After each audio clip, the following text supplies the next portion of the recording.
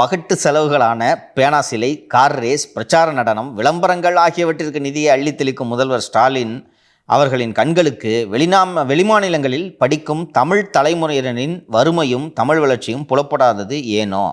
அன்னை தமிழின் வளர்ச்சியில் அரசியலை தாண்டி உண்மையாகவே திமுக அரசுக்கு அக்கறை இருந்தால் உடனடியாக இம்முடிவை கைவிட்டு வெளிமாநில தமிழ்ச்சங்கங்களுக்கு பாடநூல்களை வழக்கம் போல் இலவசமாக வழங்க வேண்டும் என்று வலியுறுத்துகிறேன் என்று திரு நயனா நாகேந்திரன் அவர்களும் சுட்டி காட்டியிருக்கார். இவர்களோட பகல் வேஷம் எப்படி அம்பலப்படுது தெரியுதா? உண்மையிலேயே தமிழை வளர்க்கிறது இதுதானே தமிழை வளர்க்கும் ஒரு முறை. பேனா செலவிக்கிறது மூலமாக தமிழ் வளருமா? கார் ரேஸ் நடத்துவதன் மூலமாக தமிழ் வளருமா? தமிழ் என்று பேசி தான் இந்த போன வாரம் கூட மும்மொழி கொள்கைன்னு எடுத்து விட்டுக்கிட்டு இருந்தாங்க, பார்த்துருப்பீங்க நீங்கள்.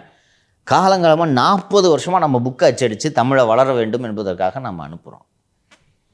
இப்போ திடீர்னு நிதி இல்லைன்னு சொல்லிட்டு நீங்கள் நிறுத்துனீங்கன்னா அப்போது இந்த உங்களுடன் ஸ்டாலினுக்கு விளம்பரத்துக்கு 600 கோடி ஒதுக்குறீங்களே, 200 கோடி இந்த வருஷம் விளம்பரத்துக்கு மட்டும் 200 கோடி ஒதுக்குறீங்களே, இதுக்கு நிதி இருக்குது. பாடப்புத்தகம் அச்சடித்து கொடுக்க நிதி இல்லையா உங்களுக்கு?